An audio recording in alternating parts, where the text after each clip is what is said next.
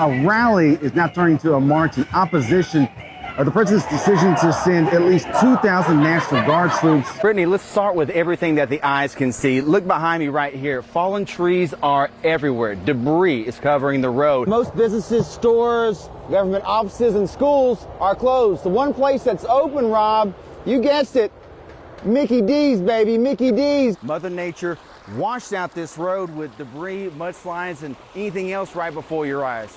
Does it really get any better than traveling across North Carolina by train during the summer without a care in the world? Rock Hill, South Carolina native Sharam Mazhari says he's glad to see the heavy bombing stop. I want to bring everyone up to speed. Here's what we know right now.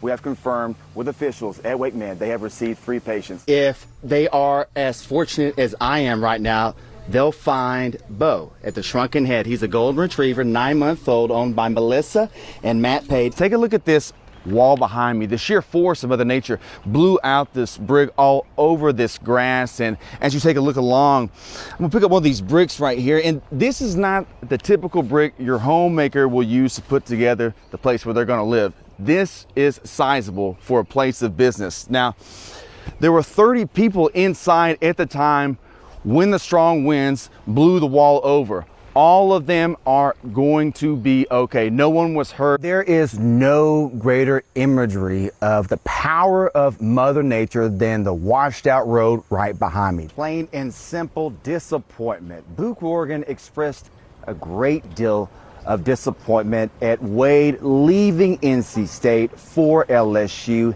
and that he found out about the resignation letter in an email from Wade's agent. Nothing's gotten... Them Tar Heels, baby! How bad? I love them Tar Heels! If you can see, speaking of fire, these guys are on fire for the Tar Heels.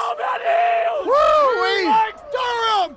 Nobody! On a snowy night roughly 10 minutes away from downtown Raleigh, investigators are looking into why one of the Raleigh Police Department's own was shot. Roughly 20,000 license plates are made a day right here in this facility by about 60 women at any given time. They're not only learning the manufacturing skills that employers want once they leave prison, they're building those soft skills, the ability to communicate, be reliable, and accountable for their actions on a job site. Our reporter Patrick Thomas is on the ground taking a closer look at the water disruption and where it may have all started. He joins us now live. So Patrick, what did you learn? Brittany, for starters, this issue with the water service began last July when the town's treatment plant sustained heavy damages from Chantal and forced them to rely on another municipality, Danville, Virginia. Today, we get a first-hand look at that problem. Schools appear quiet from the outside on another day of remote learning as Yanceyville and Caswell County wait for significant water disruptions to be resolved. A side effect of the continued water issues in Danville, Virginia, the water supplier for Yanceyville. And so this right here is going to be our sedimentation basins, but really the magic starts all over here. Ben Sears is the project manager of the Yanceyville treatment plant operations. Sears came into the frame early in the year to get the plant operational after being shut down last summer. And so what happens is it comes through this wall right here, and it's got breaks in it. You want the water velocity to slow down. You really want it to come across this zone really slowly because you want that particulate to settle out. But that's not what happened when Tropical Depression Chantal hit the plant, wrecking key pieces of equipment, like this vacuum tank used in filtration that was flooded with sediment.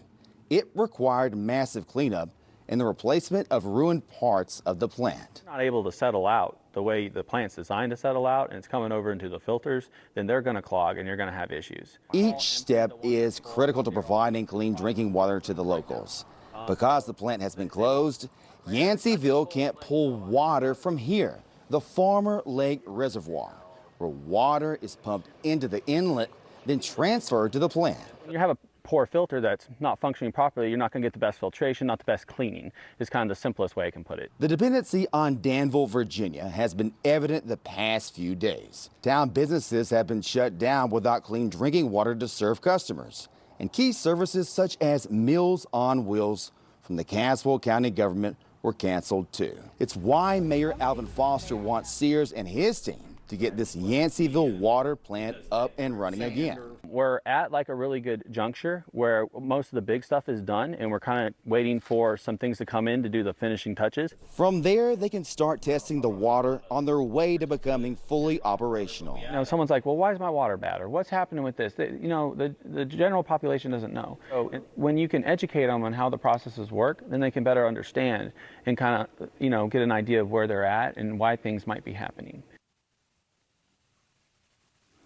The mayor says the water treatment plant could go back online and be operational by the end of March, which would make this town self-reliant once again. Live in Yanceyville, I'm Patrick Thomas for Spectrum News 1.